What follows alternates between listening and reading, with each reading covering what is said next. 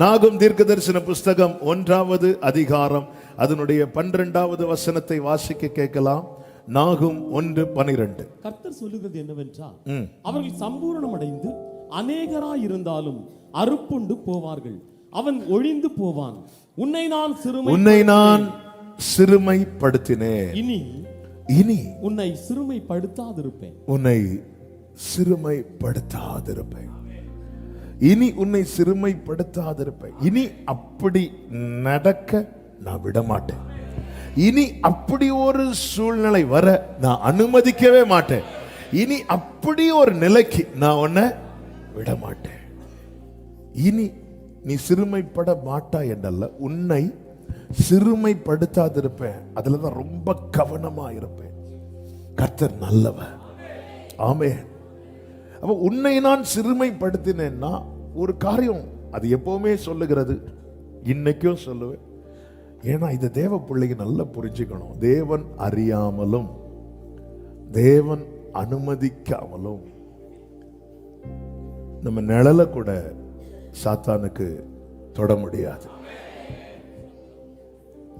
ஒன்றை தேவன் அனுமதித்தார், அது என் நன்மைக்காகவே. உன்னை நான் தண்டித்தேன். I have punished you. உன்னை நான் தண்டித்தேன். இந்த வார்த்தையை வைத்துதான் இந்த மாதம் முழுவதும் ஆவியானவர் நம்மோடு கூட பேசி வருகிறார். எபிரேயர் 12:10 சொல்லப்பட்டிருக்கிறது, நம்முடைய பிரயோஜனத்துக்காகவே சிட்சிக்கிறார். நம்முடைய பிரயோஜனம். ஒரு தகப்பனோ தாயோ பிள்ளையை அடிப்பது அந்த பிள்ளையின் பிரயோஜனத்துக்காக. பிள்ளை தவறு பண்ணி துணிந்து நடக்கும்போது பெற்றோருக்கு மற்றவர்கள் கொடுக்கிற அட்வைஸ் என்ன தெரியுமா? பிள்ளைய கொஞ்சம் கண்டிச்சு வைங்க அப்படிமா.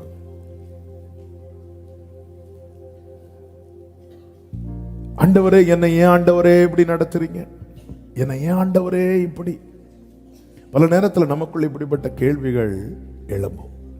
நான் மட்டும் ஏன் கஷ்டப்படணும்? நான் மட்டும் ஏன்? என்ன மட்டும் ஏன்? நம்ம ஏன் ஏன் என்று கேள்வி கேட்கும்போது ஆண்டவர் ஒரு கேள்வியை நமக்கு முன்னாடி வைக்கிறார். எரேமியா 2:14 இஸ்ரவேல் ஏன் கொள்ளையானான்? இஸ்ரவேல் ஒரு வேலைக்காரனோ? அவன் வீட்டில் பிறந்த அடிமையோ? ஏன் கொள்ளையானான்? 17 கர்த்தர் சொல்லுகிறார், தேவனை விட்டு போகிறதுனால தானே. உன் தேவனாகிய கர்த்தர் உன்னை வழியிலே நடத்தி கொண்டு போகும் காலத்திலே நீ அவரை விட்டு போகிறதினால் அல்லவோ? நீயே சொல்லு, நீ அவரை விட்டதுனால தானே. இந்த வார்த்தையை சொல்லும் போது ஒரு காரியத்தை நல்லா புரிஞ்சுக்கோங்க.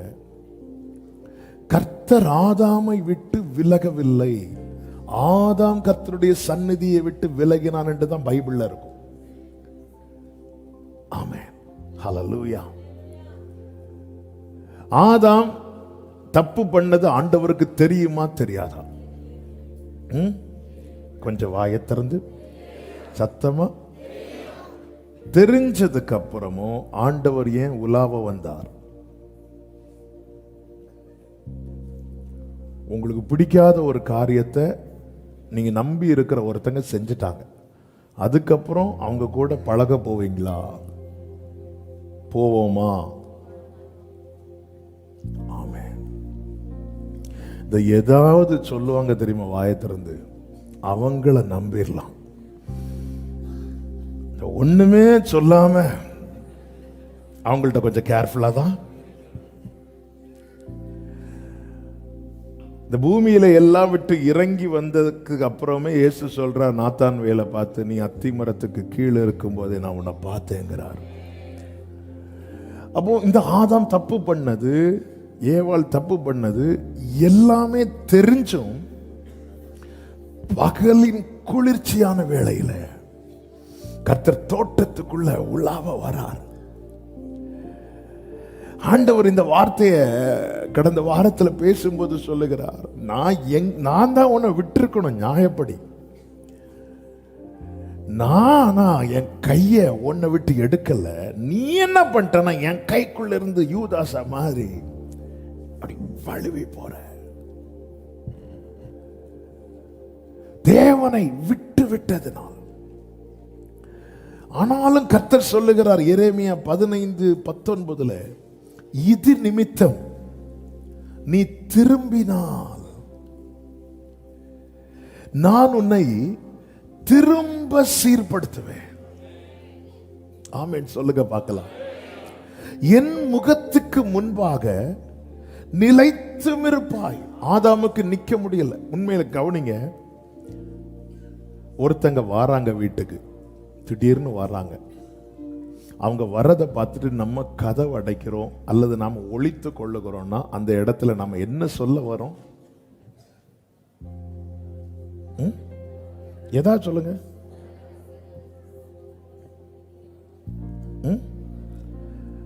வராதீங்கன்னு அது ரெண்டாவது. நம்ம என்ன விரும்புறோம் தெரியுமா? இவர் இப்ப இங்க வரக்கூடாது, வரக்கூடிய நேரத்தை பாரு. Praise the Lord. அவ்வளவுதான். சொல்லாம கொல்லாம வீட்டுக்கு போன அங்க எல்லாம் கிடக்கும் ஃப்ரெண்டு கால்ல. அவ்வளவுதான். அப்படியே நிப்பாங்க. ஒரு சிஸ்டர் கார் விடுறத பார்த்துட்டு விளக்குமாரோட வராங்க. சிஸ்டர் ஒண்ணும் பண்ணிடாதீங்க. உங்களை இல்ல பாஸ்டர். திடீர்னு நம்ம ஒழிக்கிறோம்னா நம்ம அந்த இடத்துல என்ன சொல்ல தெரியுமா? இவர் ஏன் இப்போ வராரு, இவர் ஏன் இப்போ வராரு, அதுதானங்க சொல்ல வரோம். என் வீழ்ச்சி என் மீறுதலை அறிந்தும் என் கூட உறவாடணும்னு அவர் வராரு. ஆனா என்னால முடியல, ஆதாமால முடியல, நம்மால முடியல. நம்ம என்ன பண்றோம் தெரியுமா? விலகுவதை தவிர வேறு வழி இல்லை. ஆதாம் கர்த்தருடைய சந்நிதியை விட்டு விலகினான். ஏதேனுக்குள்ளதான் இருக்கிறான். சபையில இருக்க முடியும், சமூகத்தில் இருக்கணும். சபையில யாருனாலும் வந்து உட்கார்ந்துடலாம். ஆனா எத்தனை பேர் சமூகத்தில் இருக்கிறோம்? நான் எங்க போயிட்டு வந்தேன்? நான் சர்ச்சுக்கு போயிட்டு வந்தேன். எங்க போயிட்டு வந்தேன்? நான் சமூகத்தில் இருந்தேன், அவருடைய பிரசன்னத்தில் இருந்தேன், அவருடைய சன்னிதானத்தில் இருந்தேன், அவருடைய பாதத்தில் இருந்தேன். ஹல்லேலூயா. இன்னைக்கு சர்ச்சுக்கு எவ்வளவு பேர் வந்தாங்கன்னு நாங்க பார்க்கும்போது இன்னைக்கு அவர் சமூகத்தில் எத்தனை பேர் இருந்தார்கள் என்று பரலோகம் பார்க்கிறது. இரவெல்லாம் பகலெல்லாம் இதயம் உமக்காக நினைவெல்லாம் பேச்சல்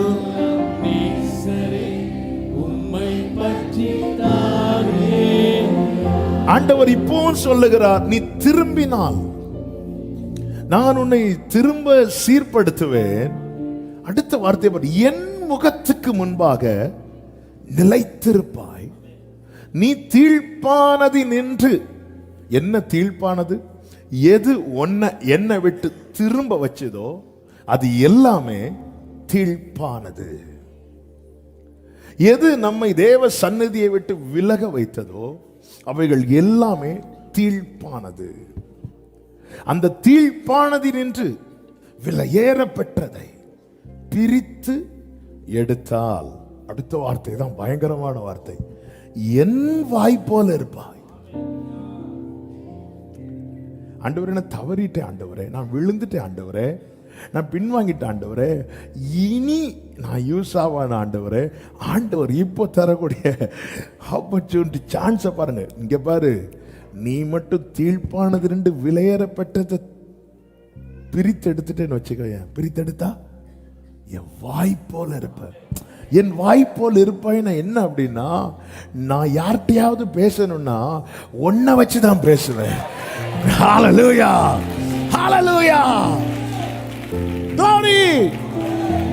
யோசேப்பு தன் சகோதரர்களோடு தூபாசியை கொண்டு பேசினானாம். ஆமென். ஏன் யோசேப்புக்கு பேச தெரியாத? தெரியும். நீ நில்லு. ஆமென். ஆண்டவரே, மோசேயை பார்த்து சொன்னா, மோசேக்கு என்னன்னா என் வாயில ஒரு அற்புதம் நடக்கணும். ஆண்டவர் சொல்ல, நான் உன் வாயோடு இருந்து நீ தீர்ப்பானது என்று விலையேறப்பட்டதை நல்ல கவனமா கேளுங்க. நம்முடைய வாய், அவர்கள் வாயில் கர்த்தரை உயர்த்தும் துதியும் அவர்கள் கையில் இருபுறமும். அப்போ ஒரு தேவ பிள்ளையை கர்த்தர் எப்படி வச்சிருக்கிறார் பாருங்க. நீ என் வாய் போல் இருப்பாய். அப்படி அவருடைய வாய் போல் இருந்தால் ஆண்டவர் சொல்றார், நீ அவர்களிடத்தில் திரும்பாம ஒவ்வொரு காரியத்துக்காக நீ ஒவ்வொரு வாசலை தட்டுவதற்கு பதிலாய் அவர்கள் உன்னிடத்தில்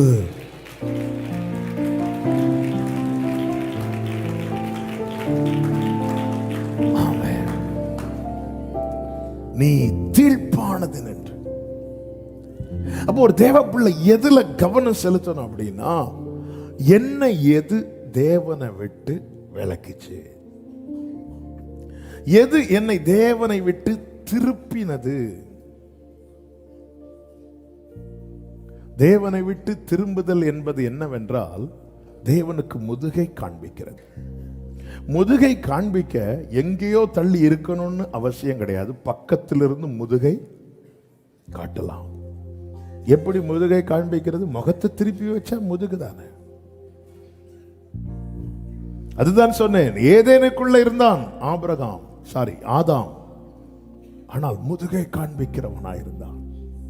இன்னைக்கு சபைக்குள் இருந்து கர்த்தருக்கு முதுகை காண்பித்துக் கொண்டிருக்கிறோம். ஆண்டவர் சொல்ல, திரும்பு அப்படிங்கிற, பின்னாடி நின்று கூப்பிடுறார். நீ திரும்பு. நான் திரும்ப மாட்டேன். நான் திரும்பின ஒருவேளை என்ன குத்திட்டீங்கன்னா, நான் பண்ண செயலுக்கு நீங்க என்ன பண்ணிருக்கணும் தெரியுமா? நீ திரும்பிட்டேன்னா அப்படி சத்தம் மட்டும் கேட்குது. இப்போ நான் திரும்பிட்டா, ஏய் திரும்பு. நான் திரும்பினா, நீ திரும்பினா என் வாய்ப்போல இருப்பேன். என்னாண்டவரே? ஆமென். ஹல்லேலூயா, ஹல்லேலூயா, ஆமென். சில பிள்ளைங்க தப்பு பண்ணிட்டு தள்ளி போய் நிற்கும். கிட்ட வா, கிட்ட வந்து அடிப்பீங்க. நீ கிட்ட வா, கிட்ட வந்து அடிப்பீங்க. நீ கிட்ட வந்து அங்கே பாரு, உனக்கு சாக்லேட் வச்சிருக்கேன், ஆனா கூப்பிட்டு அடிப்போம். அது வேற. ஆனா ஆண்டவர் அப்படி கிடையாது. ஆண்டவர் அப்படி கிடையாது. நீ திரும்பு. ஆண்டவரே பயமா இருக்கு, ஆண்டவரே நீ திரும்ப. பின்னாடி கூப்பிட்டே இருக்கிற, திரும்பு. நான் திரும்பினா, நீ திரும்பினா என் வாய்ப்போல இருப்ப.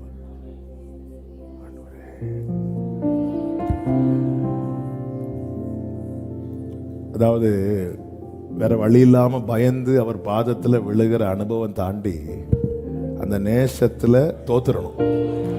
சபையே நாம் தோற்க வேண்டியது எங்க தெரியுமா? அந்த அன்புக்கு முன்னால்.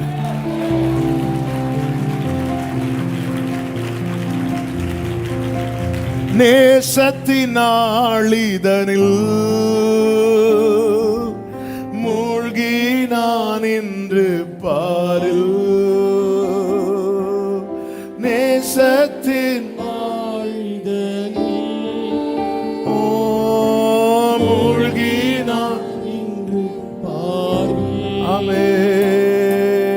பாரங்கள் நீங்கி ஆனந்தம் பொங்கி சாய்ந்து பாரிடுவே. கைகளை அசைத்து ஹல்லேலூயா, ஹல்லேலூயா,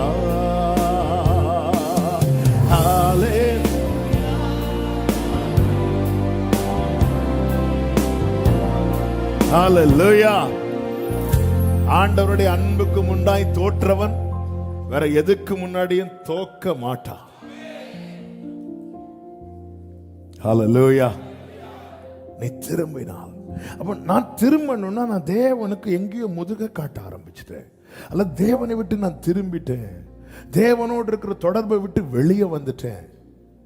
எது எது நம்மை தேவனை விட்டு விலக்குகிறது அல்லது தேவனை விட்டு திருப்புகிறது? ஒரு 3 காரியங்கள் கடந்த நாளில் ஆவியானவர் தியானிக்க வைத்த இடைப்பட்ட 3 காரியங்களை சொல்லி நான் ஜெபிக்க விரும்புகிறேன். நல்ல கவனமா கேளுங்க. இயல்பாகவே மனிதனுக்குள்ளே வரக்கூடிய இந்த 3 காரியங்கள். முதல் காரியம், சுயத்தை சார்ந்திருத்தல். ஒரு மனுஷன் தன் சுயத்தை சார்ந்திருக்க துவங்கும் போது அவன் தேவனை விட்டு திரும்புகிறான். எரேமியா 2வது அதிகாரம் அதனுடைய 31வது வசனத்திலே சொல்லப்பட்டிருக்கிறது. வாசிங்க அந்த வசனத்தை. நீங்கள் கர்த்தருடைய வார்த்தையை சிந்தித்து பாருங்கள். நான் இஸ்ரவேலுக்கு வனாந்திரமும் காரிருளான பூமியுமாக இருந்தேனோ, பின்ன ஏன் என் ஜனங்கள் நாங்களே எஜமான்,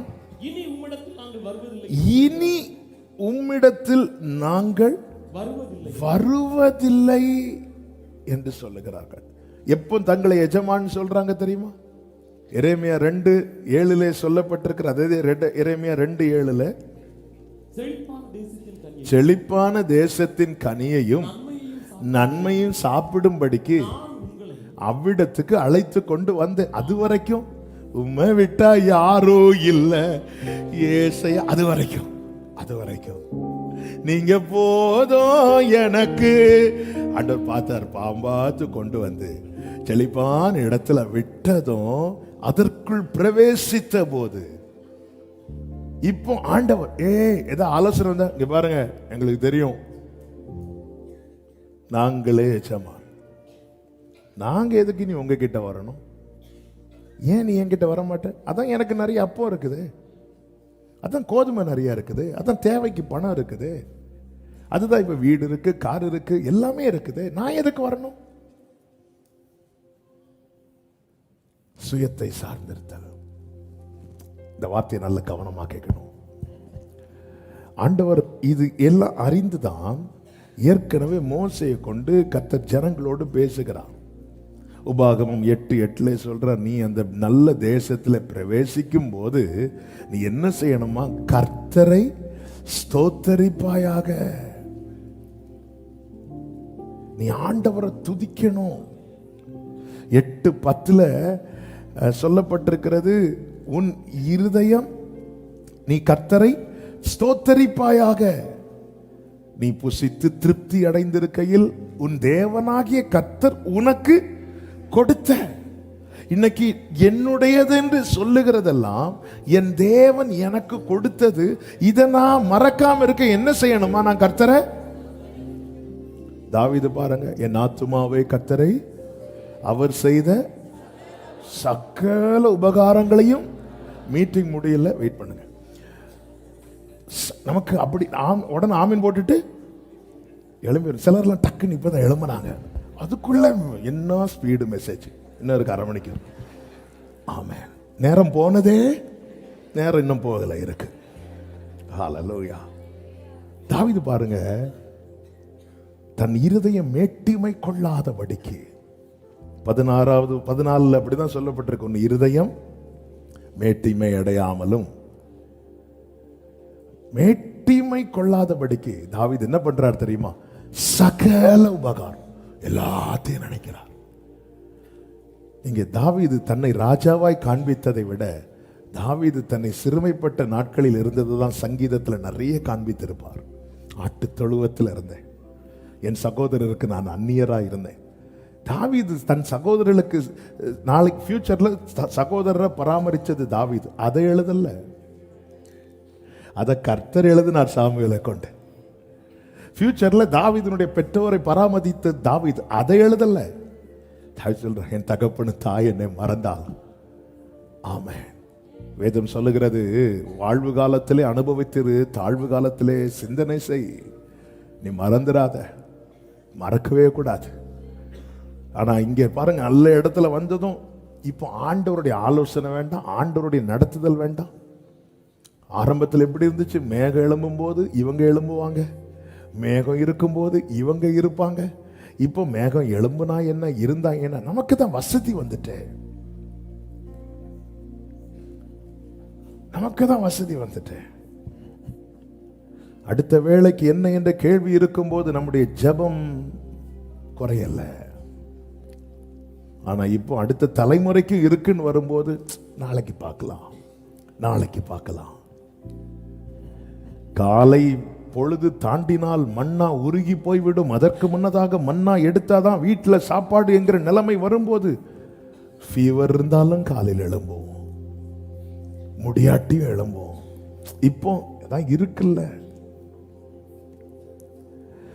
ஆனா எப்போ அந்த செழிப்புக்குள்ள காலெடுத்து வச்சாங்களோ, இப்போ ஆண்டவர்கிட்ட வரல. ஏன் வரலன்னு கேட்டா ஏன் வரணும்னு கேட்கிறாங்க. இப்ப நாங்க தான் எஜமான். சுயத்தை சார்ந்து இருக்கிறது. யோபுவின் புஸ்தகம் 31வது அதிகாரம் அதனுடைய 27, 28 வசனங்களிலே யோபு இப்படி ஒரு வார்த்தையை சொல்லுகிறார்.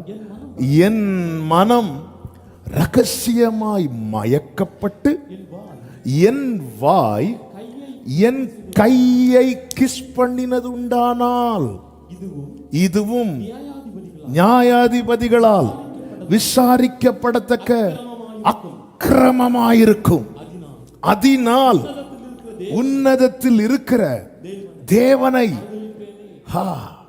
எனக்கு இருந்த ஐஸ்வர்யம், எனக்கு இருந்த சம்பத்து, என் பிள்ளைங்க, என் வீட்டில் இருக்கிற வேலைக்காரங்களை, உன் கை சம்பாதிச்சதுன்னு சொல்லி ரகசியமா, வெளியே நான் கர்த்தர்னு சொல்லிட்டு உள்ள போய் ரகசியமா என் கையை நான் கிஸ் பண்ணுனா, அந்த இடத்துல நான் தேவனை மறுதலிக்கிறேன்.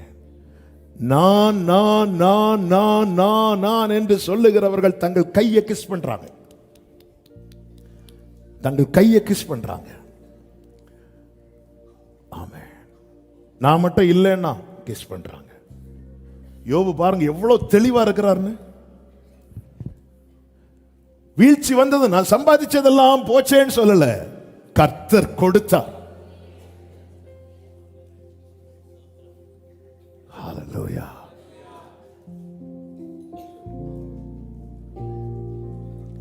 நான் என் கையை முத்தமிட்டு பழகிட்டேன்னு வைங்களேன். முத்தமிட்டு பழகுனது என்ன தெரியுமா? சுயத்தை நம்புறது. அதை யோபு அழகா சொல்றாரு.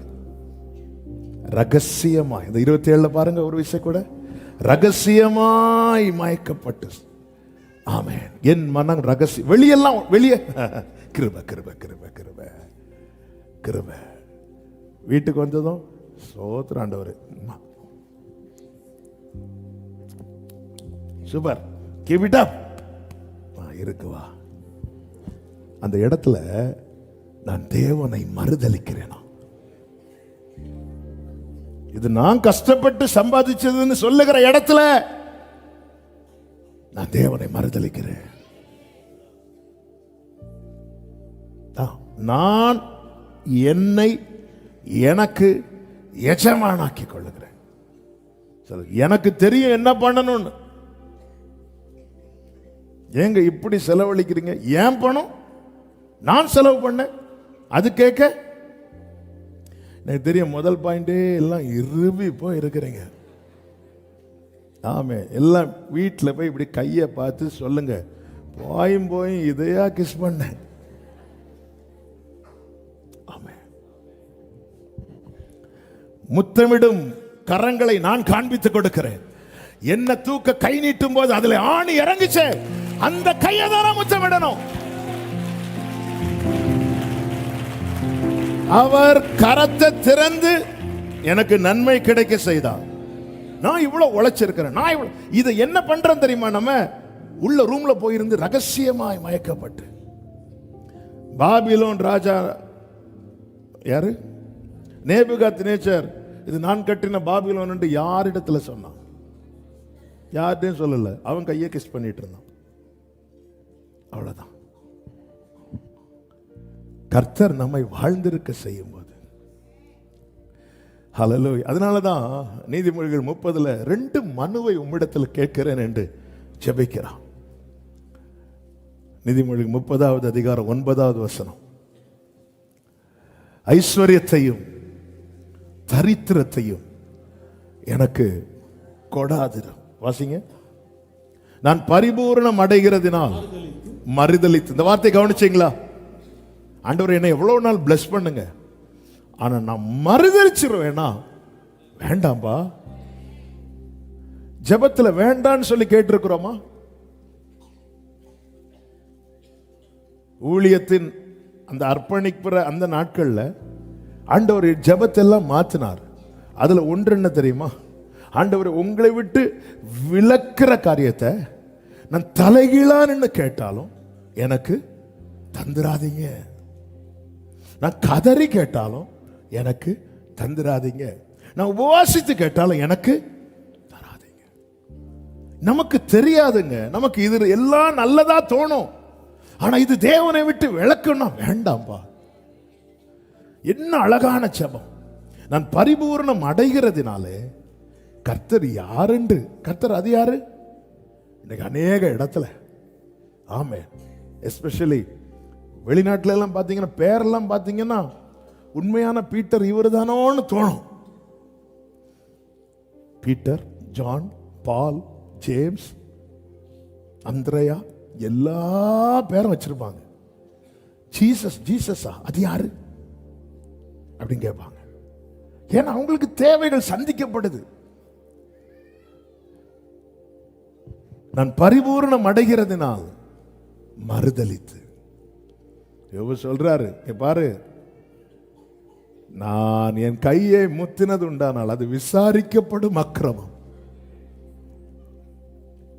எப்படி விசாரிக்கப்படும்? இவன் அவன் கையை முத்தினான் என்றால் இல்ல, இவன் தேவனை மறுதலித்தான். அதனாலதான் சபைக்கு அன்பா சொல்றது, நீங்க நல்லா ஜெபம் பண்றீங்களா? யாராவது கேட்டா சொல்லுங்க, இங்க ஜெபம் பண்ண வச்சாருன்னு சொல்லுங்க. உபவாசிக்கிறீங்களா? உபவாசிக்க கிருபை தந்தார்னு சொல்லுங்க. ஒரு சத்தியம் தெரியுமா? நம்முடைய ஜீவன் கிறிஸ்துவுடனே கூட தேவனுக்குள் மறைந்திருக்கிறது. கலாத்தியர் எடுக்க வேண்டாம், 3:3 நினைக்கிறேன். நம்முடைய ஜீவன் கிறிஸ்துவுடனே கூட தேவனுக்குள். அப்ப நம்முடைய ஜீவனை தேவன் யாரோடு இணைச்சு வச்சிருக்கிறார்? கிறிஸ்துவுடனே கூட. அப்போ என் வாழ்க்கையில நான் என்கிட்ட ஏதாவது ஒரு நற்கிரியை வெளிப்படுதுன்னா அது யாரோடு இணைஞ்சதுனால. இன்னைக்கு நான் தேவ சமூகத்தில் நிக்கிறேன்னா யாரோடு இணைஞ்சதுனால. இன்னைக்கு நான் தேவனுடைய வார்த்தையிலே பழகுறேன்னா நான் யாரோடு இணைஞ்சதுனால. இன்னைக்கு என்னால் விடுதலையோடு ஆராதிக்க முடியுதுன்னா நான் யாரோடு இணைஞ்சதுனால. இன்னைக்கு என் கை வேலை செய்தனா யாரோடு இணைஞ்சதுனால. இன்னைக்கு ஒரு புது பாதை எனக்காய் திறந்ததுன்னா யாரோடு இணைஞ்சதுனால. இன்னைக்கு நான் உழைக்கிறேன்னா யாரோடு இணைஞ்சதுனால. என் கால் அவர் காலோடு இணைக்கப்பட்டிருக்கிறது, என் கை அவர் கையோடு இணைக்கப்பட்டிருக்கிறது. சூனேமியாளுடைய மகன் மரித்த போது எலிசா செய்த காரியம் என்ன தெரியுமா? அவனுக்குள் ஜீவன் உண்டாக அவனை கட்டில்ல கடக்க வைத்து அவன் மேல எலிசா படுத்திருக்கிறான். ஆமென்.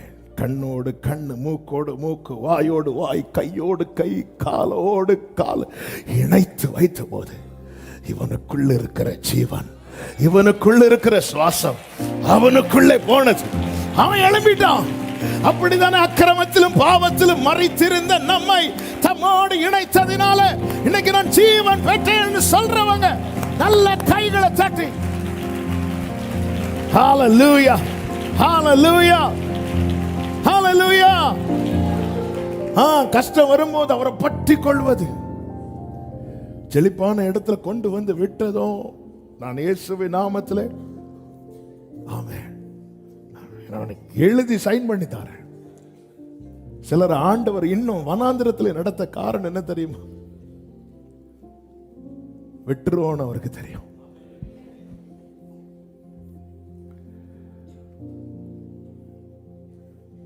ஹல்லேலூயா. ஆமென்.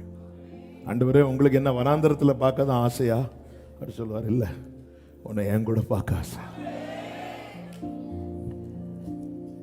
நீங்க நம்பிக்கையை கொடுத்து பாருங்க ஆண்டவருக்கு.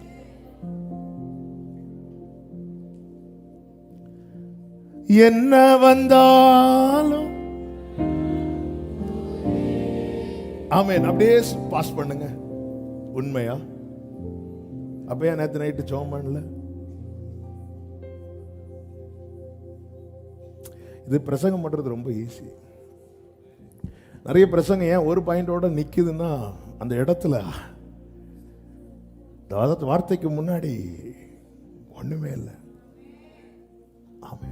சொல்றேன், நம்ம என்ன நினைக்கிறோம், அப்படியே ஒரு ஒயிட் டைம் போட்டுட்டு அப்படியே சாந்தமா இருந்தா ஐயோ இவங்கள மாதிரி தாழ்மை வேற. லைட்டா ஒயிட் ட்ரெஸ் அழுக்காகி பாருங்க தெரியும். ஆமென் ஆமென். யாரை முத்தமிடணும்? குமாரன் கோபம் கொள்ளாமலும் நீங்கள் வழியிலே அழியாமலும் இருக்கும்படி அவரை முத்தம் செய்யுங்கள். நம்ம ஐயோ எனக்கு வயசாயிட்டே, என் கையெல்லாம் ஆடுதே, இனி எனக்கு உழைக்க முடியாதேன்னு நம்ம இவ்வளவு நாள் எதை முத்தமிட்டு இருக்கிறோம் தெரியுமா?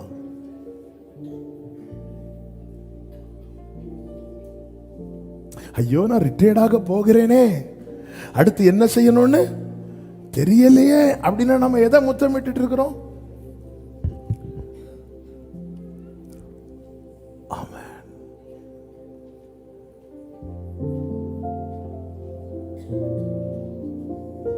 இவ்வளவு நாள் நம்ம வாழ்ந்தது இந்த கை பலத்துல.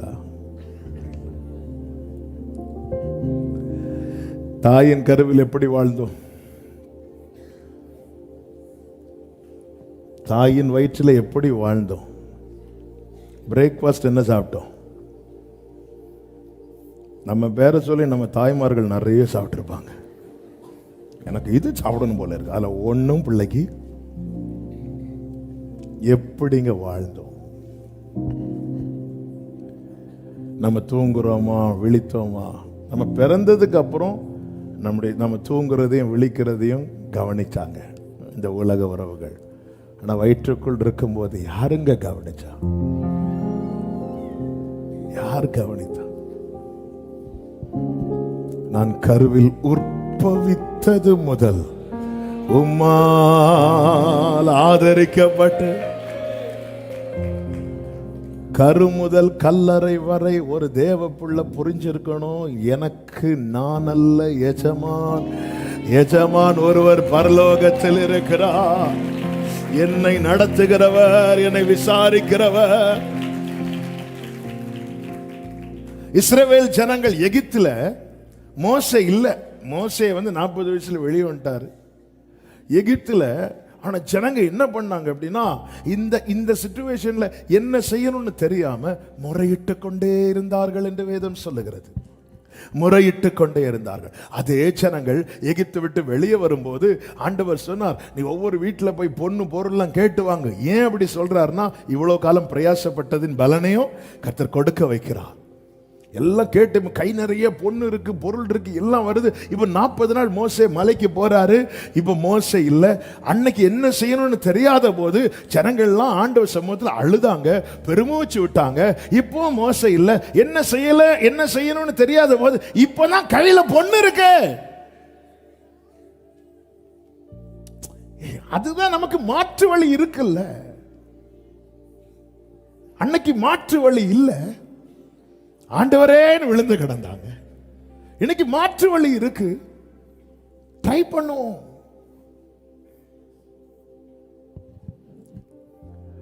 சமுத்திரத்தில் பேதுரு மூழ்கும் போது மாற்று வழி இல்லை, ஆண்டவரேன்னு கத்தினார்.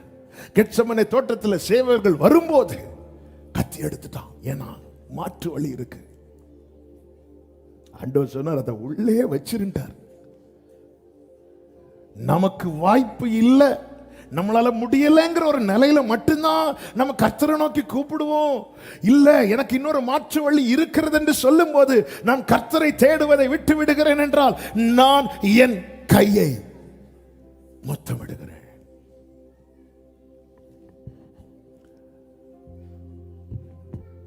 என் கையை முத்தமிடுவதற்காக அதுவரை அவர் கையை பிடித்துட்டு இருந்தனா அவர் கையை விட்டுட்டு என் கையை முத்தமிடுறேன்.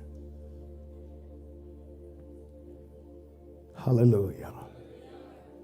அதனாலதான் தேவ பிள்ளைகளே, எல்லாரும் பேசுவோம். இதுக்கு யாரும் விதிவிலக்கே கிடையாது. அதனால ஒன்றும் புரிஞ்சுக்கோங்க, இந்த சுயம் சாம்பலா மாறணும்னா அனுதினமும் சாகணும். ஒரு நாள் இல்லை. சொல்லுவோம் எங்களுக்கெல்லாம் இப்போ இந்த சுயமே கிடையாது, ரொம்ப டேஞ்சரஸ் ஃபெல்லோ நாங்கெல்லாம். இது டெய்லி ப்ராசஸ். பவுல் சொல்றாரு, நான் அனுதினமும் சாகிறேன், நான் அனுதினமும் சாகிறேன். அப்ப அனுதினமும் எது சாகணும்? நான். அது சொல்ல மாட்டோம், சுயம்னு மொத்தமா அடிப்போம். நான் அனுதினமும் சாகிறேன், நான். ஆமென். அதாவது நான் சொல்றேன், நீங்க சாகிறேன்னு சொல்றீங்க. எப்படின்னா நீ சாவுன்னு சொல்ற மாதிரி. ஆமென். டெய்லி ஹல்லேலூயா. சுயமென்னில் சாம்பலாய் மாற. நமக்கு இந்த பாட்டெல்லாம் இந்த திருவிருந்து டேபிளை பார்த்தாதான் வரும். சீஷர்களுக்குள்ளே தங்களில் யார் பெரியவன்கிற சண்டை வந்துச்சு. அந்த சண்டை வர்றதுக்கு ரீசனை பார்த்தீங்கன்னா, ஆண்டவர் சொல்றார், உங்களில் ஒருவன் என்னை, லூக்கா 22 நீங்க வீட்டில் போய் படிச்சுக்கோங்க. பாருங்க, ஒரு பாயிண்ட்லயே முடியுது. இன்னைக்கு சொல்லிட்டு தான் விடுவேன், ஏன்னா அடுத்து புதிய மாசம். ஹல்லேலூயா. ஆமென். அப்போ ஒவ்வொருத்தரை கேட்பாங்க, நீயா? நீ அந்த வசனத்தை ஒரு பார்த்துடலாமா? லூக்கா 22. Thank you holy spirit. அதனுடைய 23, 24. நம்மில் யார் அப்படி செய்வார் அப்படி விசாரிக்க தொடங்கினார்கள். அன்றியும் தங்களில் எவன் பெரியவனா இருப்பனா விசாரிச்சுட்டு இருக்கும்போது அவங்களுக்குள்ள என்ன வந்துச்சு? என்ன வாக்குவாதம் வந்துச்சு? எப்படி வந்திருக்கும்? கொஞ்சம் இமேஜின் பண்ணி பாருங்க. பேதுரு, யோவான், யாக்கோபு எல்லாரும் இருக்கிறாங்க.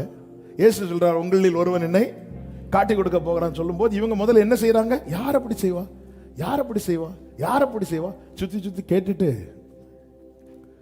முதல்ல பேதுரு தொடங்கி இருப்பார். எப்பா நான் கிடையாதுப்பா, வேணா நீ செய்யவே, நான் செய்ய மாட்டேன். உடனே அவன் விட்டுருவானா? அது எப்படி நீ சொல்லலாம்? நான் செய்ய மாட்டேன், வேணா நீ, நான் உன்னை விட யோக்கியவன். ஏன்னா இயேசு சொல்லிட்டாருன்னா அதுல ஒரு சத்தியம் இருக்கிறது. எப்பா நான் கிடையாது, நான் கிடையாது. என்ன இருந்தாலும் இங்க பாரு, என்ன இருந்தாலும் இயேசு கடல்ல நிற்கும் போது நான் தானே சாட்டினேன். அதனால நான் செய்ய மாட்டேன், நீ செய்வேன். ஆரம்பத்தில் யார் யாருன்னு பார்த்துட்டு ஒவ்வொருத்தரா பார்க்க போறான். ஆமா, இங்க பாரு, அவன் சாஞ்சிட்டு இருக்கிற மாதிரி மார்பில் கூட இருந்துட்டு ஆண்டவர் சொல்லியிருக்கிறார், என்னோட அப்பம் புசித்தவன் குதிகாலத்துக்கும். அவன் பக்கத்துல பண போய் வச்சுட்டு உம்மன் இருக்கிறான் பேசாம. அதாவது தங்களை நீதிமானாய் காட்டும்படியாக இன்னொருத்தனை தாழ்த்துகிற நிலை இருக்கு தெரியுமா? இதான் இங்க நடக்குது. அதுதான் அந்த அந்த அந்த எஃபெக்ட் தான் இயேசு கிறிஸ்து சொல்லுகிறார். நீங்க எல்லாம் சிதறி போவீங்கன்னு சொல்லும் போது பேதுரு, இவங்க எல்லாரும் போனாலும், அப்போ இந்த சம்பாஷணை ஏற்கனவே மாறி மாறி நடந்திருக்குது. இப்போ அது இயேசு காதுல போகல. இப்போ இவங்க எல்லாரும் போனாலும் ஆண்டவர் அப்படி பார்த்தார், இங்க பாரு, நீ இன்னைக்கு என்ன மறுதலைக்க போற. அவனை விட நான் பெஸ்ட், இவங்களோட நான் பெஸ்ட். அதாவது நம்ம நீதிமானா எப்படி காட்டப்படணும் தெரியுமா? அவருடைய ரத்தத்தை வச்சுதான், இன்னொரு ஆளை தாழ்த்தி அல்ல. எப்படிங்க நீங்க நீதிமான்? அது இந்த பரிசு. நான் 10 கட்டளைகளை அப்படி கை கொள்ளுகிறேன், வாரத்துக்கு 2 தடவை உபவாசிக்கிறேன். இவனை மாதிரி கிடையாது, இவங்கள மாதிரி கிடையாது. இவங்க 2 பாட்டு முடிச்சுதான் சர்ச்சுக்கு வருவாங்க. நான் நேத்தே இங்க வந்து தூங்கிட்டேன். இவங்கள மாதிரி நம்ம இப்படி தானங்க நம்மளை நீதிமானா காட்டுறோம். அப்ப அந்த இடத்துல யாருக்கு மகிமையை கொடுக்கிறோம்? நம்ம கையை தானே முத்துறோம். நீ எப்படிங்க நீதிமான்? ஹல்லேலூயா. தூரமாய் கிடந்தேன், தொல்லைகள் அடைந்தேன், தூயா உம்மை மறந்தேன். இப்படி இருந்த என்னை தூக்கி நீர் என்ன தூக்குடா, தேற்றி நீர் உம்மாவியா இதுதான் நம்ம சாட்சியா இருக்கணும். இனி எப்படிப்பா நீதிமானான? அதெல்லாம் நாங்க காலைல 4 மணிக்கு எழும்பிடுவோம் தெரியுமா? எழும்பிட்டு திரும்பி தூங்குறத சொல்ல மாட்டோம். ஆமென். எப்படி நான் இன்னொரு ஆளை தாழ்த்தி என்ன நீதிமானா காட்டுறேன்னா, ஜீசஸ் என்னை தாழ்த்தி என் கிரியை வைத்து நான் என்னை நீதிமானாய் காண்பிப்பேன் என்றால் அது தேவனுக்கு முன்பாக அழுக்கான கந்தை.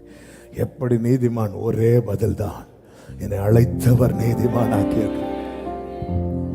ஆமென். ஹல்லேலூயா. சுயத்தை சார்ந்திருத்த. அதனாலதான் தேவன் என்ன செய்கிறார் அப்படின்னா, பயங்கரமான குழியிலிருந்து நம்மை தூக்கி எங்க கொண்டு போய் நிறுத்துறார்? கண்மலை மேல நிறுத்தி அடிகளை உறுதிப்படுத்தினா போயிராத. அதாவது அன்பின் கயிற்றால என்னை இயேசுவோடு பிதா இணைச்சு வச்சிட்டார். இயேசு ஒரு நாள் இந்த கயிறை அறுக்க மாட்டார். காரணம், அவருடைய சிநேகம் அனாதி சிநேகம். ஆனால் என்னுடைய சிநேகம் அனாதி சிநேகம் இல்லாதபடியினாலே நான் என்ன பண்ணுவேன் அப்படின்னா, கொஞ்சம் கொஞ்சமா அவிழ்த்து அவிழ்த்து அவிழ்த்து அவிழ்த்து. சுயத்தை சார்ந்திருக்கிறவன் ஆண்டவரை விட்டு விடுவான். கஷ்டம் வரும்போது அவர் கையை பிடிப்பான். இஷ்டப்பட்டது வரும்போது கையை விட்டுட்டு அவன் கையை முத்துவான். நீ ஏன்பா ஏன் கையை விட்ட? நான் தான் எஜமான்.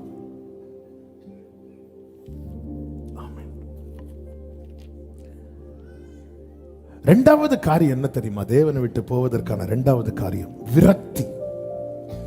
விரக்தினா ஃப்ரஸ்ட்ரேஷன். அதனுடைய சரியான அர்த்தம் என்னவென்றால், விரும்பினது கிடைக்காததினால் உண்டாகிற கோபத்தின் வெளிப்பாடு. நான் சர்ச்சுக்கு வந்தேன், ஆண்டவர் சமூகத்தில் வந்தேன். விரும்பினது கிடைக்காததினுடைய கோபத்தின் வெளிப்பாடு தான் விரக்தி. இந்த தாத்தான் அபிராம் என்பவர்கள் என்னாகமம் 16வது அதிகாரத்தில் நீங்க பாத்தீங்கன்னா, விரக்தியில கூடாரத்துக்குள்ளே இருந்துருவாங்க, வரமாட்டாங்க. அந்த சம்பவத்துக்குள்ள போகல, அந்த வார்த்தைக்குள்ள செல்ல விரும்புகிறேன். 12வது வசனத்தை வாசியுங்கள். 16-12 என்னாகமம். எலியாவின் குமாரனாகிய தாத்தானையும் அபிராமையும் அழைத்து அனுப்பினான். அவர்கள் அவங்க சொல்றாங்க, நாங்க வரமாட்டோம் வரமாட்டோம். ஏன்னா அவங்களுக்குள்ள இந்த விரக்தி 14வது வசனத்திலே சொல்லப்பட்டிருக்கிறது.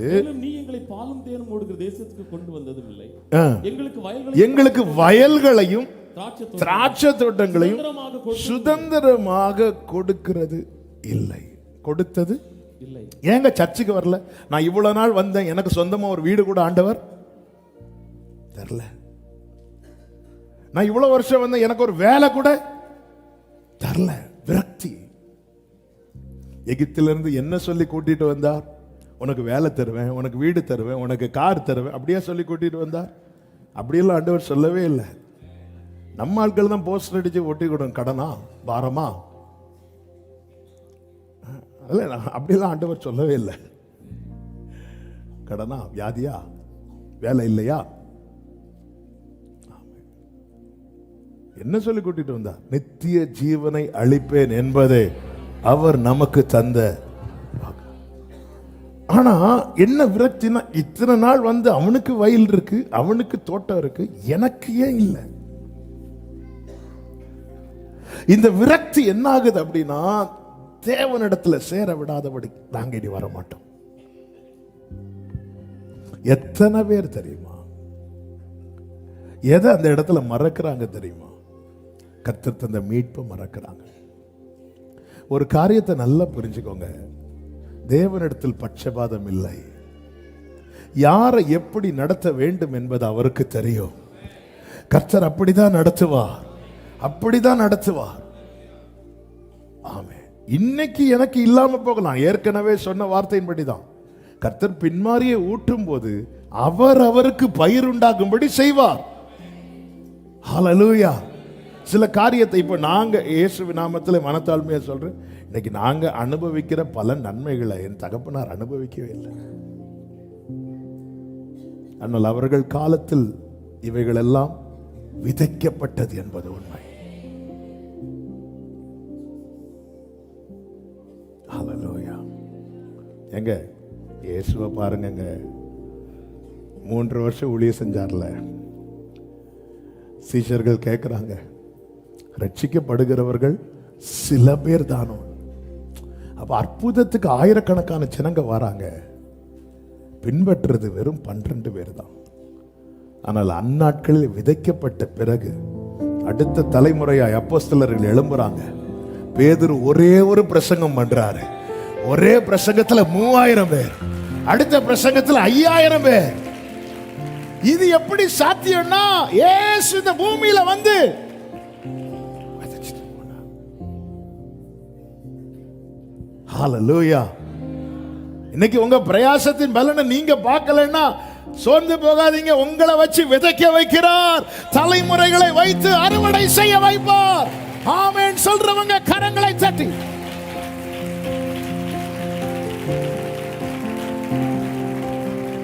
ஆண்டவருடைய பிரசங்கத்துல 3000 பேர் எங்கேயோ ரட்சிக்கப்பட்டாங்களா? இல்ல. அவதான் இயேசு அப்படி திரும்பி பார்த்துட்டு ஒரு வார்த்தை சொல்லுவார், ரட்சிப்பு இது மனுஷனால் கூடாதது, இது தேவனால் கூடும். அதுக்குன்னு அவர் விதைக்காம இருந்தாரா? இல்ல. அவரை குறித்த தீர்க்க தரிசன வார்த்தை தானே ஏசாயாவை கொண்டு சொல்லப்பட்டிருக்கிறது. யாக்கோபை திருப்பும்படி என்னை தெரிந்தெடுத்தார், ஆனால் இஸ்ரவேலோ சேராதே போகிறது. ஆகிலும் கர்த்தருடைய பார்வையிலே நான் கனமடைவேன். விரக்தி. இந்த விரக்தியில நீங்க கவனிச்சீங்கன்னா, கடந்த நாள்ல இந்த வார்த்தை ஆவியானவர் ரொம்ப தியானிக்க வச்சு எழுத வச்சார். அநேகர் வனாந்திரத்துல செத்தாங்க. நமக்கு தெரியும். இந்த செத்தவங்க ஏன் செத்தாங்கன்னு பைபிள் ஒரு ரீசன் கொடுக்கப்பட்டிருக்கிறது. அதுல இன்னொரு ரீசனை ஆவியானவர் காண்பித்து கொடுத்தார். என்ன ரீசன் அப்படின்னா, இந்த செத்தவங்க அனைவரும் வனாந்திரத்துல அதிகமாய் பேசினது எதை குறித்து தெரியுமா? சாவை குறித்து. ரிப்பீட்டடா பேசிட்டே இருப்பாங்க, சாவை குறித்து பேசிட்டே இருப்பாங்க. எங்களை அங்க கல்ற இல்லைன்னா இங்க கொண்டு வந்தீங்க, கர்த்தரின் கையால் செத்து போனால் நலமாயிருக்கும், என்னை எங்களை கொண்டு போட ஏன் இங்கே கொண்டு வந்தீர். ஃபுல்லா சாவை பத்தியே பேசிட்டு இருக்கிற இந்த சாவை பத்தி பேச்சு எப்போ தெரியுமா? வாழ்க்கை விரக்தி ஆகும் போது. ஆனா இதுல ஒண்ணு புரிந்து கொள்ளுங்கள், சாவை பத்தி அதிகம் பேசினவங்க மடிந்தார்கள். அதே கூட்டத்தில் தான் காலேப் இருக்கிறான், அதே கூட்டத்தில் தான் யோசுவா இருக்கிறான். அவர்கள் கானானை குறித்து பேசிக் கொண்டிருக்கிறார். அவர்கள் அடைந்தார்கள். மரணமும் ஜீவனும் நாவின் அதிகாரத்தில் இருக்கிறது. என்ன இப்படி ஒரு வாழ்க்கை? செத்து போனா பேசாதீங்க, பேசாதீங்க. ஆண்டவர் சொல்லுகிற உபாகமம் 30:19 மரணத்தையும் ஜீவனையும் நான் உனக்கு முன்பாக வைக்கிறேன் சொல்லிட்டு, உனக்கு என்ன வேணுமோ எடுத்துக்கோ அப்படி சொல்லாம, நீயும் உன் சந்ததியும் பிழைக்கும்படிக்கு ஜீவனை தெரிந்து கொள். சிலர் என்ன நினைக்கிறாங்க தெரியுமா? நம்ம செத்தா நம்ம பிள்ளைங்களாவது வாழ்ந்துருவாங்க. காலத்துக்கு முன்னே மரணம் என்பது தேவன் அனுமதிக்காதது. தேவனால் அதை அக்செப்ட் பண்ண முடியாது. இந்த பூமியிலே நம்முடைய வாழ்க்கை அர்த்தமுள்ளதா இருக்கணும். அர்த்தமுள்ளதா இருக்கணும்னா 100 வயசு வரை வாழணும்னு இல்லை. இதுல டியூரேஷன் மேட்டர் கிடையாது, டொனேஷன் தான் மேட்டர். நான் எத்தனை வருஷம் வாழ்ந்தேன் இல்லை, என் வாழ்க்கை எந்த அளவுக்கு பிரயோஜனமா இருந்துச்சு, ஆசீர்வாதமா இருந்துச்சு. நான் இந்த வருஷத்துலயாவது எனக்கு ஒரு வயல் வரும்னு எதிர்பார்த்துட்டு இருந்தேன், எனக்கு ஒரு திராட்சை தோட்டம் கிடைக்கும்னு எதிர்பார்த்து இல்ல. இனி நான் சர்ச்சுக்கு வர மாட்டேன், விரக்தி. அப்போ என்ன எதுக்கு நான் வாழ்ந்து என்ன சாகிறதுக்கு வேற கொண்டு வந்தார்? எதுக்கு இப்படி ஒரு வாழ்க்கை? இதுக்கு இப்படி இருக்கிறதுக்கு இந்த பேச்சு இருக்குல்ல, காண விடாது. மரணமும் ஜீவனும் நாவின் அதிகாரத்தில் இருக்கிறது. கூடாரத்தில் முறுமுறுத்தவர்கள் வனாந்தரத்தில் வெளியே அடிக்கப்பட்டார்கள் என்று பைபிள்ல சொல்லப்பட்டிருக்கிறது. வெளியே எல்லாரும் கூட சேர்ந்து பாடிட்டு இருக்கிறோம், எல்லாரும் கூட சேர்ந்து துதிச்சிட்டு இருக்கிறோம். ஆனா கூடாரத்துக்குள்ள என்ன பேசிட்டு வரோம்? அத்தி மரத்துக்கு கீழ் இருந்த நாத்தான் வேலை பார்த்து அவனுடைய செயல்களை பார்த்து விட்டு அவர் சமூகத்தில் வந்தபோது அவனை பிளஸ் பண்றார். அவர் சமூகத்தில் வந்ததுனால மட்டும் பிளஸ் பண்ணல, அத்தி மரத்துக்கு கீழே அவன் எப்படி இருந்தான்? ஆண்டவர் வரும்போதே சொல்றார், கபடற்ற உத்தம இஸ்ரவேலர் அல்லாம 3வது பாட்டுல ஓங்கி கை தட்டினதும் சொல்ல மாட்டார். ஆமென். உள்ள என்ட்ராகும் போதே ஒவ்வொருத்தரை சொல்லி சொல்லி அனுப்புறார். கொஞ்சம் யோசித்து பார்க்கிறோமா?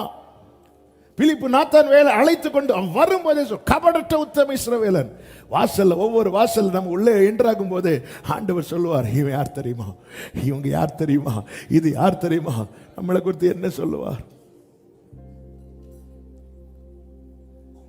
ஆமே. விரக்தியில எதுக்கு இப்படி ஒரு வாழ்க்கை? யோபு பாருங்க, யோபுக்கு வந்த மாதிரி சோதனைங்க இருக்கிற ஒருத்தங்களுக்கு வந்திருக்குமாங்க. சிலர் சொல்லுவாங்க காலில் ஒரு முள்ளு குத்தி இருக்கும். எனக்கும் யோபுக்கும் ஒரே பிரச்சனை. எந்த யோபு? ஒருவேளை அவருடைய கணவராக இருக்கும் தெரியல. பவுல் வாழ்க்கையிலும் ஒரு முள் இருக்கு, என் வாழ்க்கையிலும். அப்படின்னா பப்ளிக்ல சாட்டு அடி அடிக்கணும். இயேசு மேல 39 அடி விழுந்தது மாதிரி பவுலுக்கு எத்தனை தடவை விழுந்துச்சு? 5 தடவை. அதை அவர் சிம்பிளா முள்ளுங்கிறாரு. நம்ம மீன் எடுக்காம மொத்தமா சாப்பிட்டு முள்ளு இடையில மாட்டி, ஆண்டவரே எனக்கும் இந்த முள்ளு என்னை விட்டு நீங்கும்படிக்கு. யோபு அவ்வளத்தையும் இழந்து எல்லாம் போனதுக்கு அப்புறம் யோபு வார்த்தையை பார்த்தீங்களா? என் மீட்பரை நான் பார்ப்பேன், அந்நிய கண்கள் அல்ல, என் சொந்த கண்ணால பார்ப்பேன். இந்த யோபு 42:5 சொல்றார், என் காதினால் உம்மை குறித்து கேள்விப்பட்டேன், இப்பொழுதோ என் கண்கள் உம்மை பார்க்கிறது. விரக்தியின் வெளிப்பாடுல நாம் பயன்படுத்துற வார்த்தை நிறைய நன்மைகள் தூரமாக. காரணம் என்ன? அவர் பேசி வர வைக்க நினைக்கிற நன்மையை நம்ம பேசி தள்ளி போடுறோம். ஹல்லேலூயா, ஹல்லேலூயா. எல்லாரும் உங்க வலது கரத்தை உயர்த்துங்க. நான் சொல்றத சத்தமா சொல்லணும். கர்த்தாவே, என் வாய்க்கு காவல் வையும். ஆமென். நம்ம ஜெபம், ஆண்டவர் அவ வாயை எப்படியாவது அடைக்கணும். ஆண்டவரே, நிறைய பேசிடுவாங்க, ஆண்டவர் பிடிக்காது. சில நேரத்தில் விரக்தியில் சில வார்த்தைகள் பேசி அடுத்த செகண்ட் அது ஒரு அனுபவித்த பிரசனத்தை அடுத்த செகண்ட் இழந்திருக்கிறேன். அதுக்கு ஒரு வந்து துடிச்சிட்டு, ஆண்டவர் சாரிப்பா சாரிப்பா. பிரசனை இல்லாம ஜோம் பண்ணி எதுக்கு? பிரசனத்தில் இல்லாம பைபிள் படிச்சு எதுக்குங்க? அந்த டேஸ்ட் பண்ணவங்களுக்கு தாங்க அது தெரியும். பிரசனத்தை இழந்த செத்ததுக்கு சமம், செத்ததுக்கு சமம். ஹல்லேலூயா. என்னெல்லாம் பேசிட்டு இருக்கிறோம், யார்கிட்டெல்லாம் பேசிட்டு இருக்கிறோம். ஆமே, எவ்வளவு துக்கப்படுவார். ஒருத்தங்கள்ட்ட பேசும்போது ரொம்ப கவனம் தேவை. ஆமே, விரக்தியில எதுக்கு இப்படி ஒரு வாழ்க்கை, எதுக்கு இப்படி? இது இருந்துச்சு, அவங்கள காரண சுதந்திரிக்கவே இல்லை. இதுக்கு எகிப்திலே செத்துருக்கலாமே. எதுக்கு மீட்கப்பட்டு வெளியே வந்து, எதுக்கு சிவந்த சமுத்திரத்தை கடக்கணும், எதுக்கு மேகத்துக்கு கீழே இருக்கணும், எதுக்கு பிரமாணம் கொடுக்கப்பட்டது? எப்படியாவது அவர் கூட வச்சு பார்க்கணும் தானே. ஹல்லேலூயா. தூதர்களுக்கு கிடைக்காத பாக்கியம், மூப்பர்களுக்கு கிடைக்காத பாக்கியம் எதற்கு உதவாத எனக்கு உங்களுக்கு தேவன் வைத்திருக்க.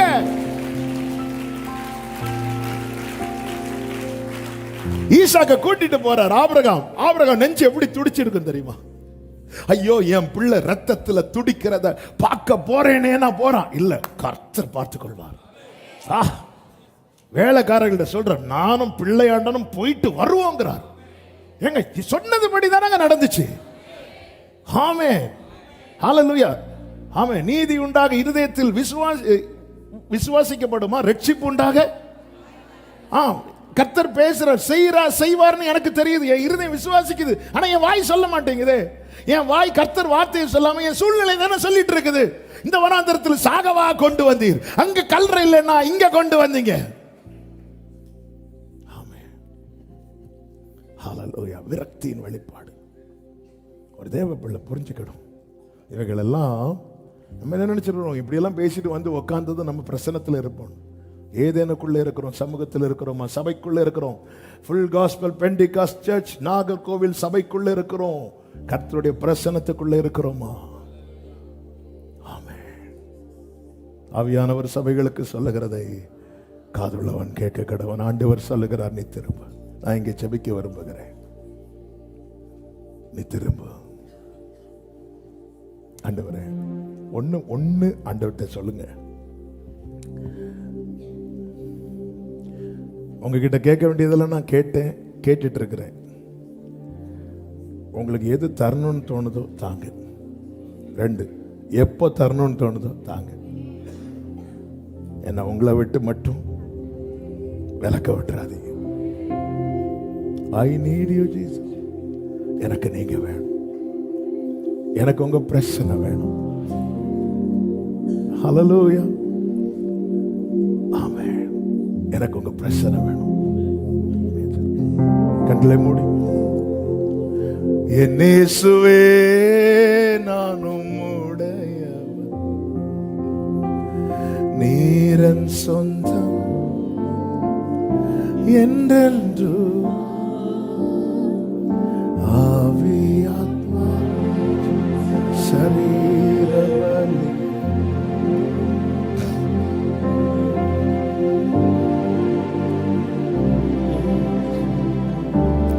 பிரியமானவர்களே, ஒரு செகண்ட் அப்படியே கவனிங்க. நம்முடைய வாழ்க்கையில நாம் சந்தித்த முதல் உறவே அவர்தான். கடைசியில நம்ம கூட இருக்கக்கூடிய உறவும் அவர்தான். இது எல்லாரும் இதுக்கு இடையில வந்தவங்க, இடையில வந்தவங்களுக்காக, இடையில வந்து இடையில போறவங்களுக்காக முதலும் முடிவுமானவரை விட்டுறாதீங்க. ஆண்டவர் கேட்கிறார், நான் காரிருளா இருந்தானா? எத்தனை உறவுகள் நமக்கு காரிருளா இருந்தாங்க தெரியுமா? முகத்தை இறுக வச்சுட்டு அவ்வளவு நன்மை நம்ம செஞ்சிருப்போம், ஏதோ ஒன்னு ரெண்டு காரியம் நம்ம மிஸ் பண்ணிருப்போம், அதை வச்சுட்டு பெரிய ஒரு துரோகியை போல பார்ப்பாங்க, வில்லனை போல பார்ப்பாங்க. அவங்க செஞ்ச நன்மையெல்லாம் ஒரு செகண்ட் யோசித்தா கூட ஆண்டவர் கேட்கிற, நான் உனக்கு காரிருளா இருந்தானா? யாரோ உனக்கு காரிருளா இருந்தாங்கன்னு சொல்லிட்டு நீ பகைக்கிறது என்ன அல்லவா? ஆண்டவர் கேட்கிற, நான் உனக்கு வனாந்தரமா இருந்தானா?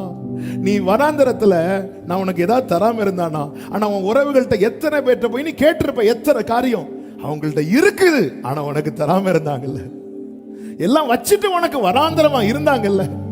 நான் வனாந்தரத்திலே உனக்கு நான் குறை, உன் செருப்பை கூட தேயாம பாதுகாத்தனே, உன் வஸ்திரம் கிழிஞ்சிட கூடாது நான் நடத்தினேன். நீ எத்தனை பேர்ட்ட போய் இவங்க நல்லா இருக்கும்போது கல்யாண வீட்டுல பார்த்து பேசுவாங்க, எந்த ஃபங்க்ஷன்ல பார்த்தாலும் பேசுவாங்க, சேர்ந்து போட்டோலாம் எடுப்பாங்க.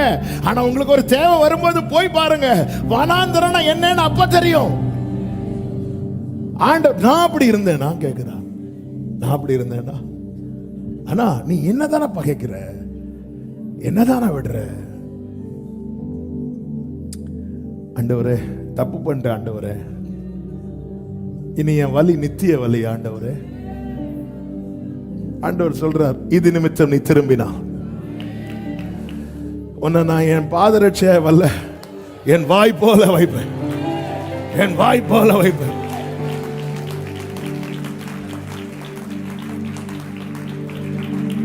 இன்று கர்த்தர் ஏன் கூட தான் பேசினார் அப்படி சொல்றவங்க ரெண்டு கரங்களை உயர்த்து. நீங்க ஜோம் ஒரு 2 நிமிஷம் அப்படியே ஜோம் பண்ணு. எதிர்பார்த்த திராட்சை தோட்டம் கிடைக்கலன்னு விட்டுட்டேன், எதிர்பார்த்த வயல் நிலம் கிடைக்கலன்னு விட்டுட்டேன். அப்ப ஏன் ஆண்டவரை தரல? நீ இதுவரை என் கையை தானே முத்திட்டு இருக்கிற, நீ உன் கையை முத்திரக்கூடாதுன்னு தானப்பா. ஆனா நான் உன்னை நடத்தலையா? நான் நடத்தலையா? உன்னை அழகா தானே நடத்துறேன். என்ன குறைஞ்சிட்டு உனக்கு? என்ன குறைஞ்சிட்டு?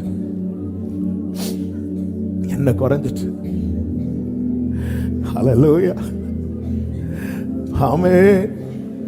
பிராணநாதன் என்னில் வைத்ததாம் அன்பினை தியானிக்கும் போதெல்லாம் கண்ணீர் பெருகுதே.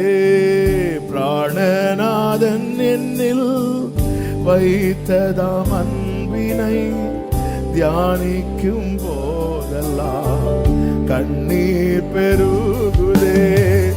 அன்பின் சொரூபனாம் ஆருயிர் நீ சத்ரோகி என்னை நேசிக்கலா நீரே.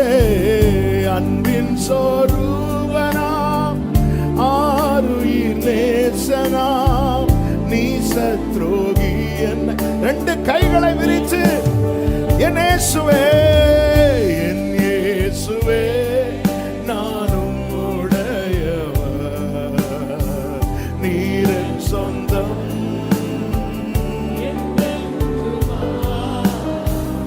ஆவி ஆத்மா சரீர பலியாய் படைக்கின்றேன், ஏற்றுக்கொள்வேன். ஆவி ஆத்மா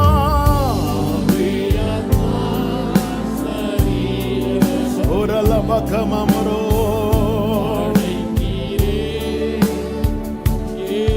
என்னையும் எந்தனுக்குள்ளது, என்னையும் எந்தனுக்குள்ளதாம்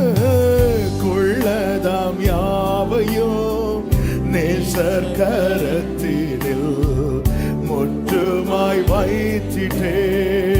என்ன ஆண்டவர் சித்தம் போல நடத்து, கர்த்தர் சித்தம் போல ஒரு அபகமலகரே. ஆமென். ஜீவனோ மரணமோ, ஜீவனோ மரணமோ, பிராணநாதன் என்னில் வாஞ்சிப்பதெதுவோ சம்பூர்ணமாகட்டும். ஆண்டவர் உங்க சித்தமே இல்லாமல் வேற ஒன்று வேண்டாம் அப்பா, வேற ஒன்று வேண்டாம் ஆண்டவரே, சம்பூர்ணமாகட்டும் என் இயேசுவே, நானும். இந்த வார்த்தையை விரும்பி சொல்றவர்களுக்காக நான் ஆண்டவரை ஸ்தோத்திரிக்கிறேன். என்றென்றுமா ஆவி ஆத்மா சரீரம், ஆவி ஆத்மா சரீர பலியா படைக்கின்றேன். நம்பிக்கையோடு சொல்லுங்க, நேசர் கரத்தினில், நேசர் கரத்தினில் தீமை ஏதும் உண்டோ, யாவும் என் நன்மைக்கே என்பதை அறிகுவேன். எல்லாமே நன்மைக்கு சகோதரா, எல்லாமே நன்மைக்கு சகோதரி. இதை ஒரு நாள் சாட்சியாய் உங்களை கொண்டே சொல்ல வைப்பா. ஆமென், ஆமென், ஹல்லேலூயா. ஜுவாலிக்கும் அக்கினியோ, பெருக்கான வெள்ளமோ, பட்சிக்க விட்டிடீர், அமிழ்த்தவும் பார்த்திடீர். அப்படி விட்டுருவாரா? ஒண்ணு கொடுத்த கிரயம் பெருசல்லவா? வந்தது உண்மைதான், விடலையே. அவர் உண்மை உள்ளவர் அல்லவா? விட்டு கொடு என் இயேசுவே, என் இயேசுவே, நானும் உடையவர், நீரன் சொந்தம். தாத்தானே, அபிராமே, அப்ப நீ என்ன இவ்வளவு நாள் பிடிச்சது ஒரு வயலுக்காகவா, ஒரு திராட்சை தோட்டத்துக்காகவா, எனக்காக இல்லையா என்று கேட்கிறார். ஹல்லேலூயா, ஆமென். என் இயேசுவே, என் இயேசுவே, ஆமென்.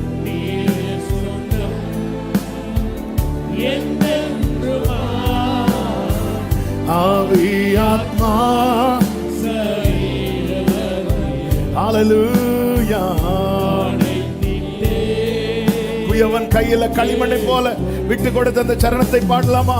குயவனின் கையிலே களிமண்ணை போலவே என்னைவும் கையிலே தந்து விட்டு கொடுக்கிறவங்க வலது கரத்தை உயர்த்தி, குயவனின் கையிலே களிமண்ணை போலவே என்னை சொல்ல முடியுமா? என் சொந்த இஷ்டமோ ஏது வேண்டாம், என் சொந்த இஷ்டமோ ஏதும் வேண்டாம் நாதா, உம் நோக்கம் என்னிலே பூரணமாகட்டும்.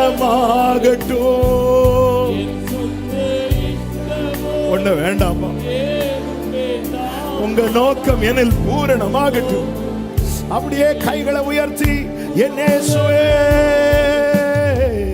என் இயேசுவே, நான் உடையவர், நீரன் சொந்தம். ஒரு அலமா கரவா லபரவா சந்தனலரே சரீர பலியா. அநேக உள்ளங்கள் கண்ணீரோடு அர்ப்பணிக்கிறதற்காக நான் ஆண்டவரை ஸ்தோத்திரிக்கிறேன். என் இயேசுவே, என் இயேசுவே, ஹல்லேலூயா. என்னென்னுமா ஆவியாத்மா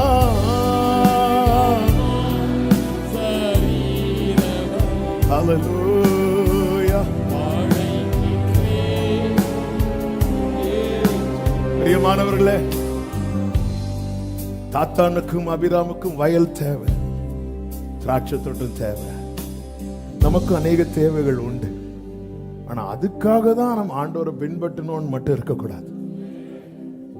ஆமா, அது ஆண்டவரை தாங்கவே முடியாது.